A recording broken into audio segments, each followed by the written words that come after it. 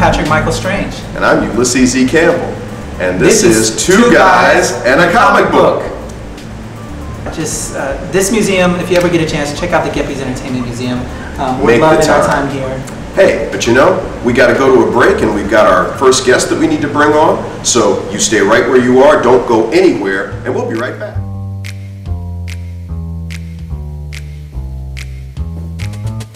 Hi, I'm Steve Geppie, and I'd like to welcome you to Geppie's Entertainment Museum.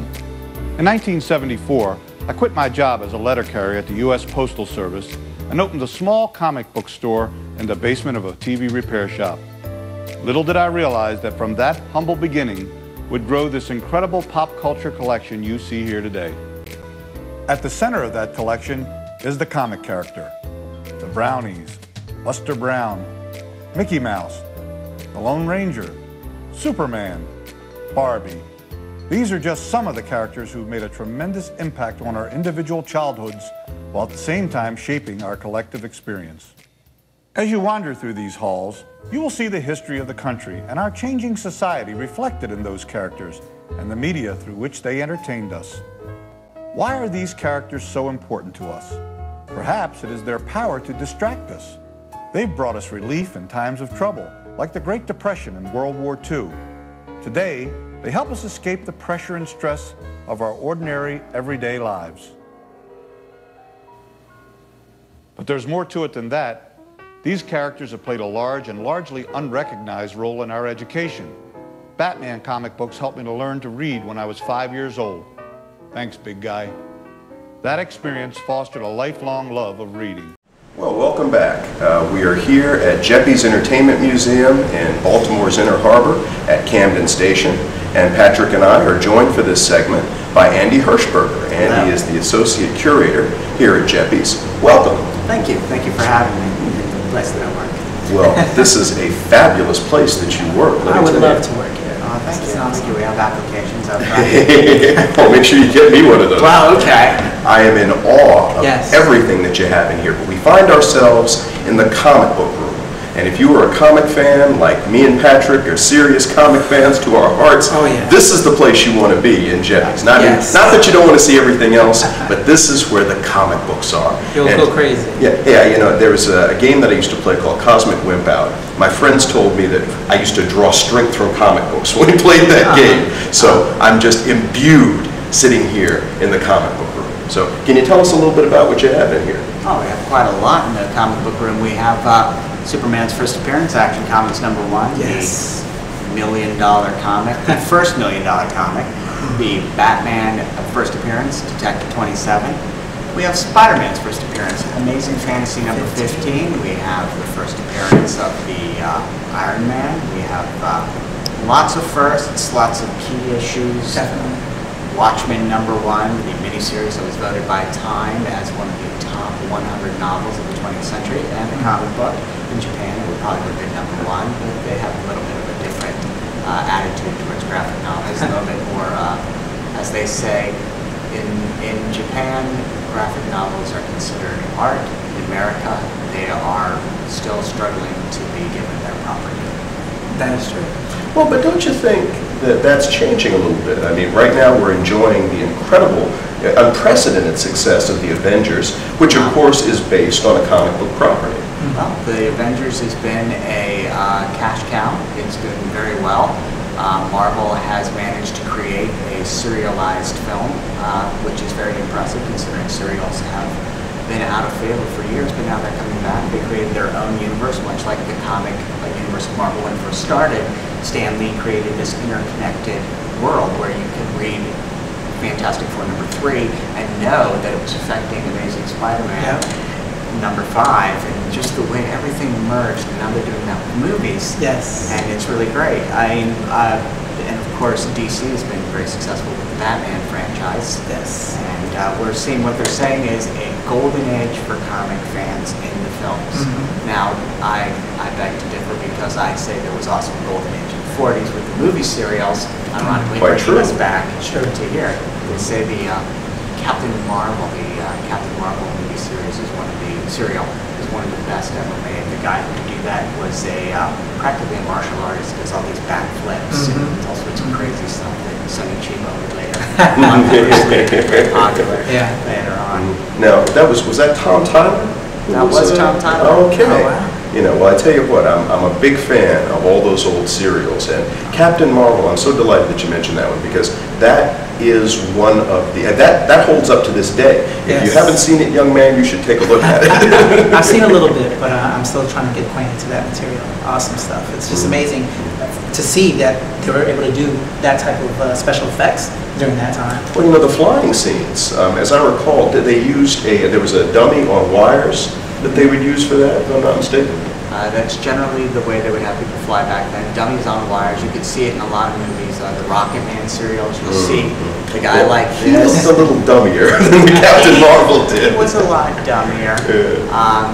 There was also lots of great tricks. Another comic to movie adaptation serialized is Flash Gordon. Yes. Which is even today. Granddaddy of them all. Star Wars Flash Gordon, and they say George Lucas actually wanted to buy that and make that movie instead. Thank heavens he wasn't able to get the rights. That's true. That's true. But that would have been cool to see too. I have to say. Hopefully, would have kept Queen as the soundtrack. You didn't like Queen, did you? I actually consider that to be the greatest soundtrack album of all time, and I own it in 4 different versions. I own it on tape, LP, and I have 2 CDs of it. Oh, and man! I'm going in after him. How's that? We are having such a wonderful time here, but we're going to go to a break. Don't go anywhere. We'll be right back. And we're back, and we're here live at Jeppy's Entertainment Museum in downtown Baltimore with Andy, who is just getting ready to tell us what you have in this fabulous museum. Well, we have all kinds of exciting stuff here. We've got like Action Comics #1. We have the Dark Knight Returns, the Frank Miller graphic novel that was so instrumental in transforming Batman from the 60s campy, lovable character that's great in its own right back into the Bronson-esque, angst-riddled vigilante that we've come to love. We also have tons of artifacts from Disney. We have the world's first video game, the Winky Dink kit. We have Donald Duck bicycles. We have a myriad of Star Wars figures. We have action toys from the 60s, G.I. Joes, Barbies. The list just is endless. Oh yeah. It's the childhood of us all in one spot. I'm out of breath just listening to it. And the childhood of us all is absolutely right. I mean, I don't believe that anybody could walk through this place without seeing a ton of stuff that you had when you were a kid. I mean, you know, one of my favorites was the Rock'em Sock'em Robots. Oh yeah. I was like, I remember that. We're actually trying to do Rock'em Sock'em Robot Ops coming soon. We might be doing that for a Hopkins event coming up, bringing Rock'em Sock'em Robots and having people battle it out, give the winner a couple of prizes. That'd be great. Yeah. Now, as I recall, there's also a room where you do rotating exhibits. We have a temporary exhibit. Right now, we're working on trying to get Color Forms exhibit in. But if that is not working, in February we have our Milestones exhibit. Milestones in African American. We have art.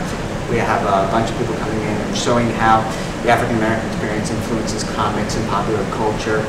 It's going to be a nice companion piece for Baltimore because, you know, the Reginald Lewis Museum is up the street.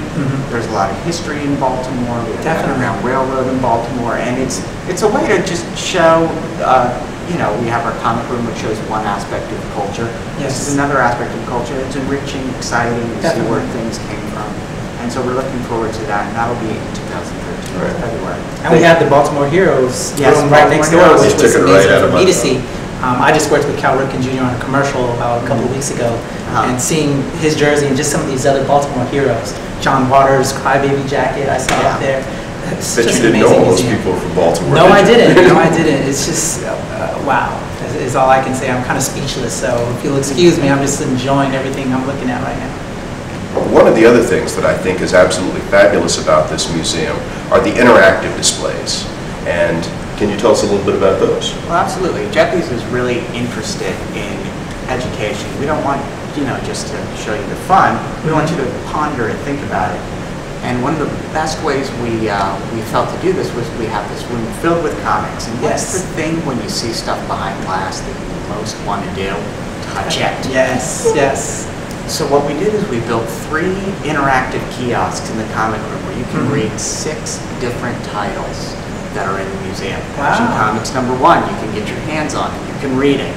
Superman #1, you can read it. Detective 27, you can read it. Really? Fantastic Four #1, you can read it. Amazing Fantasy #15, you can read it. And Donald Duck finds Pilot Gold because as people who are of the comic golden age will tell you, if there was one superhero that beat them all, it was Captain Marvel, and if there was one character that could trump him, it was Donald Duck. Well, I think I have a few things I want to do after we're done taping.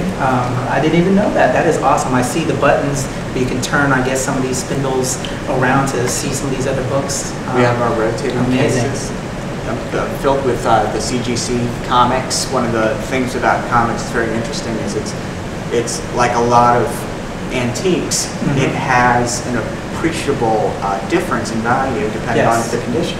Yes. Like, for example, if I have a Ming Dynasty vase with a big crack in it, it's not going to be worth as much as a Ming Dynasty vase that doesn't. Or a comic book is even more detail-oriented because if I have a comic book with a little bit of a staple irregularity, that's a lot different than a comic book that's evenly stable. Exactly. And that can make the difference between a few pennies to millions of dollars. Exactly, exactly. If you look on eBay and you were to buy a comic book, you want to make sure that it's in immaculate condition if you're going to be spending such top dollar for that particular issue. I know for myself, I'm always looking and watching out for my family and friends that pour open my long boxes to pull out certain issues. Be careful with that, you know, because just the little slightest crease or edging could throw the value of that book off. But at the same time, I do want them to enjoy the book so that way they can get the same love and appreciation that I do. So it's just amazing looking at this stuff. One of the questions I have, being that, you know, I'm of the old, you know, hardbound copy and, you know, taken it off the newsstand, and now we've gone into graphic novels, and comic books are now in bookstores like Barnes & Noble's, Borders. Now with everybody having tablets in the digital age, I'm curious of your thoughts being the curator here of this museum where people can see this. And one of my fears as a comic book fan is people won't know the joy. And I used to smell the comic book as soon as I would pick it up on Wednesday. It's a tactile there's such a experience with comic books for me. I never feel that the comic book as a physical medium will go out of style. People like tablets, they like the immediacy of that, but there's a completely different feel between holding a tablet and reading a book and reading a physical book. Sometimes if it's something you're not that interested in, you'll be like, okay, I've got the new Dean Koontz novel, I don't need to own that in paperback, I would like to skim that on the airplane. But you then say, I've got the new Amazing Fantasy reissue. I don't want to experience that just in town. I want that man. I want that physical medium. Oh yeah. It's like one of the things with music that now that CDs have become obsolete, people are discovering that records have suddenly become popular, and people don't want to go to these MP3s completely. They want a physical medium. There's something about having a tangible thing that keep this stuff going. You know, all this stuff is transitory, tastes change, but the comic books will never come. I think even if they transform the way they are now, that would happen. But it's rooted in a lot of pleasantry. And it might be that they just become trade paperbacks. It might be they withstand the digital conversion. Well, the other thing is, your tablet will never be worth $1 million just because you're looking at Action Comics on it. So. Unless, of course, you can get little iconic game pieces for an interactive game that you can sell online for $1 million. Like, I got the Sword of Superman. It's like, oh, $1 million. As a writer creator, I love the digital format in that it helps me reach a wider audience. But as a fan, there's just nothing like, you know, having that hardbound copy. And my wife even had a discussion. My wife and I had a discussion about collectability. Is that going to erase, you know, collectability? Because, like you were saying, you just can't, you know, have, unless you're giving a MP3 or whatever, or that hard file. You can't. There's nothing like that from a digital comic book. So you know. We were talking about the value of comics a moment ago, yes, which is a wonderful segue to this wall over here. Oh, yeah. Because we've got the Overstreet price guides. Yes, the Overstreet price guide is the definitive price guide for comic books. It's actually a company that is owned as well by our museum's owner and president. I wondered that. Okay. The Overstreet price guide, we have original artwork in the covers. This is the book that basically launched the comic book collecting, not craze, but appreciation. Yes.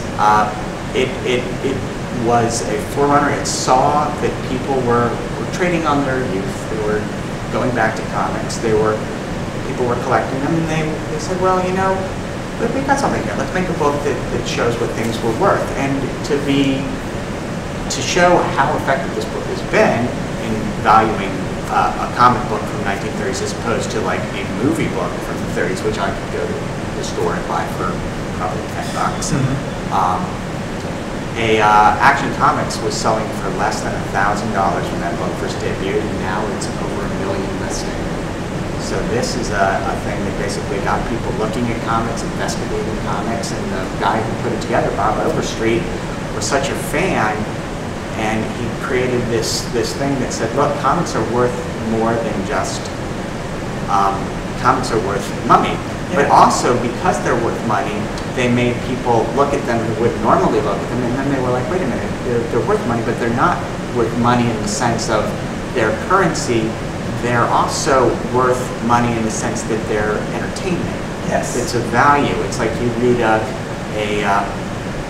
Action Comics #1. It's not just good because you're thinking, oh, I'm going to make money from this. It's good because you read it, and it's got this wealth of excitement. You have the superheroes, you have Superman, or if you're reading Marvel, you have those unique changes, the way that some comic companies tend to lighten up over the years or darken up with their themes, the way things become more complex, and sometimes sub-stories become lighter or more youthful, trying to hit all kinds of markets, the way that the whole medium has changed, and how just this incredible value. And the thing that's interesting is they say there are 2 American art forms, jazz and comic books. And we all talk about manga, and we all love manga, because I have to say, if there's one culture right now that is really delivering for my aesthetic appreciation, and I'm just speaking on my own terms, very good narratives. I'm very appreciative of the Japanese and the Asian markets, particularly mangas, because these are stories that are complex and deal with all kinds of interesting things. And in fact, manga became popular because of World War II. GIs were bringing comics over at the time, and Japan saw these books and immediately responded to them and created their own.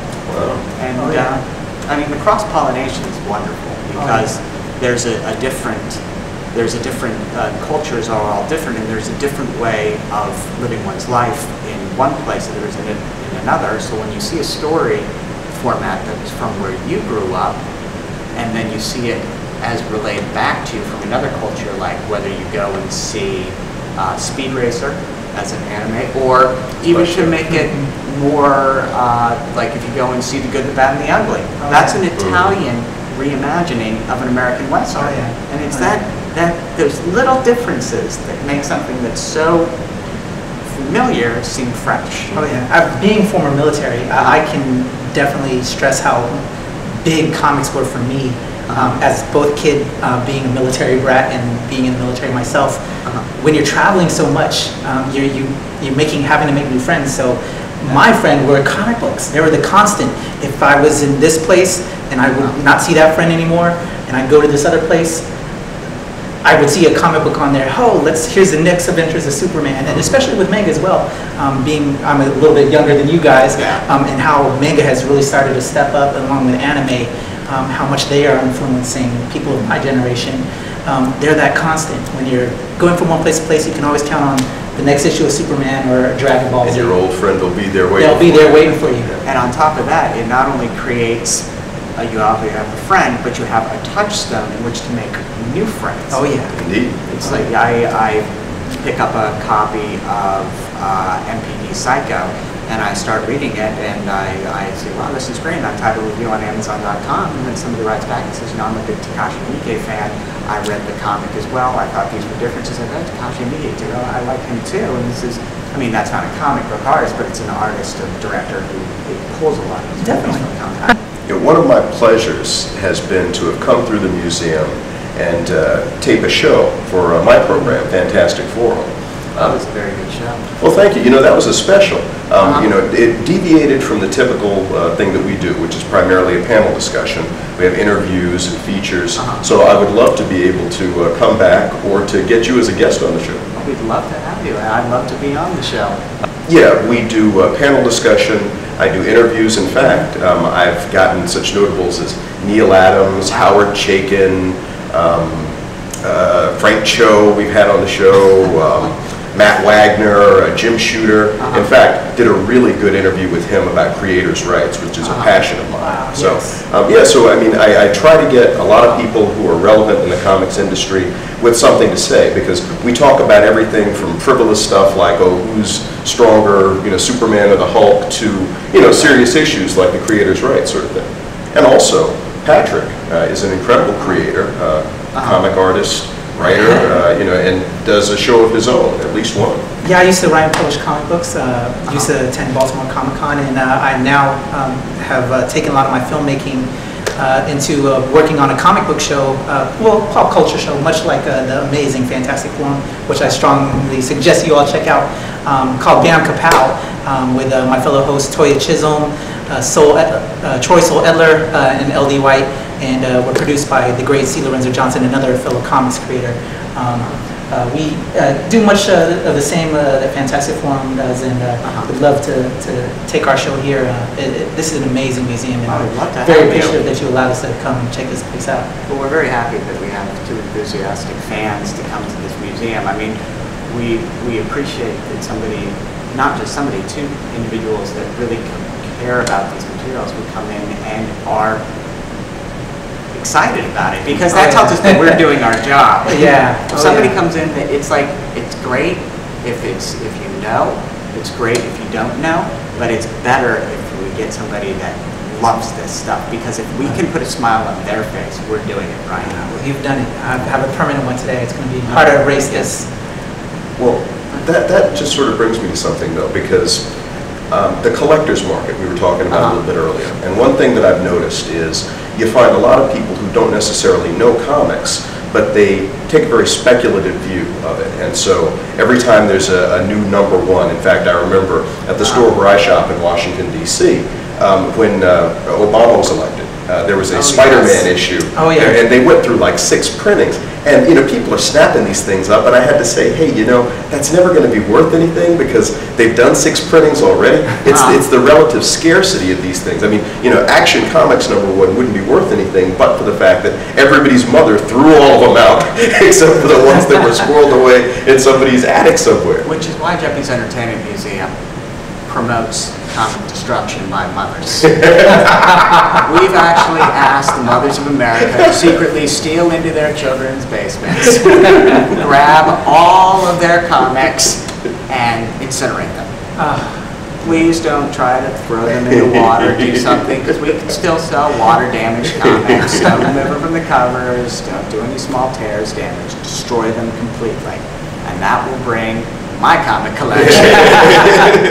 Increase the value overnight, no doubt. We're joking, of course. No, please. I have to say, I really love this. With me having a little girl who's, and I'm introducing her to comics. She's a big Wonder Woman fan, by the way.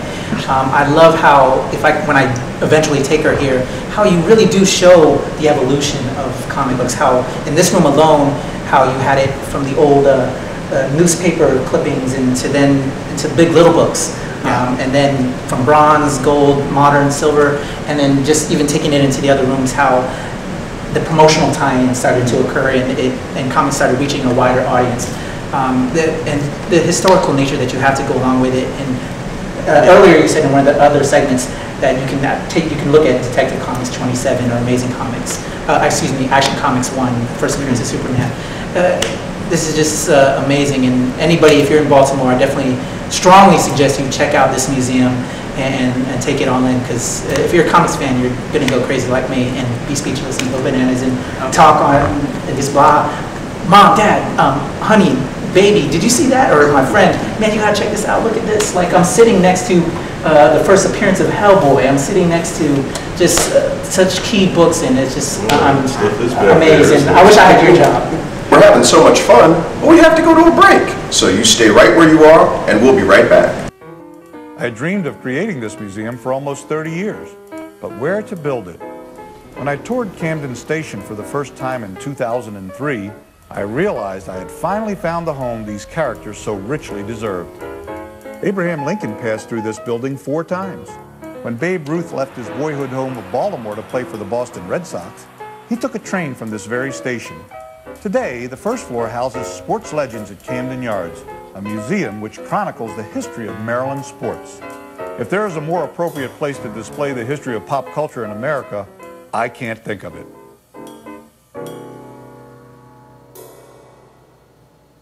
I've been called Baltimore's biggest cheerleader. Guilty as charged. Heck, I even bought the City magazine. I was born and raised in Little Italy, an ethnic neighborhood just across the Inner Harbor from here. I love this city and all of its spectacular attractions. From the National Aquarium and the Science Center, to the Walters Art Gallery and Museum of African American History and Culture, to the restaurants of Fells Point and Little Italy, Baltimore has something for everyone. I urge you to visit all of those places and experience everything this magnificent city has to offer. But first, I'd like you to take a trip with me in my time machine to discover or revisit all the wonderful characters, friends I call them, that have shaped our popular culture. And don't be afraid to say, hey, I had that when I was a kid. I do it all the time.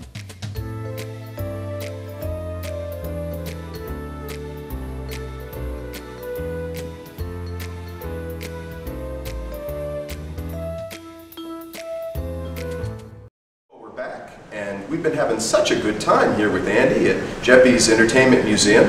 Andy, do you have any last thoughts? Well, I'd just like to invite everybody in the viewing audience to come to our museum whenever you get a chance. We're located at 301 West Camden Street in Camden Yards, right by the ballpark. We are on the 2nd floor of Camden Station, a historic train station, right next to 2 light rail stops, the Camden Station and the Camden Yard stop. Oh, I'm sorry, the Convention Center and the Camden Yard stop. You can come to us on the 2nd floor, south side entrance. We're open Tuesday through Sunday, 10 to 6. And we have a special on Thursdays. We're half price. We're also great to take in during an O's game because the O's this year are top notch. So come in and do a double header, Jeppy's and the O's. Have a great time. What's your web address? Our web address is www.jeppysmuseum.com. And you can find coming up on our website and our closings and our special events. We have a Pirate and Princess event coming June 3rd that is already got over 50 people signed up for it, so we're expecting a sellout crowd, but check online because there might be tickets left. Is there a Facebook page? There is a Facebook page. We're just Facebook, Jeppy's Entertainment Museum. You can find us anytime. We post pictures of interesting things in the museum. Whatever we decide has an ironic sensibility to it. We've got that like holier than thou hipness on our Facebook page. Well, that's because it's such a hip and happening place. Oh yeah. Andy, thank you so much for being with us. Oh, no problem. And Thanks for having me. And that's it for today. I'm Uylsses Campbell. I'm Patrick Michael Strange. And I'm Andy Hirschberger, Associate Curator, Registrar of Jeppy's Entertainment Museum. And we'll see you next time.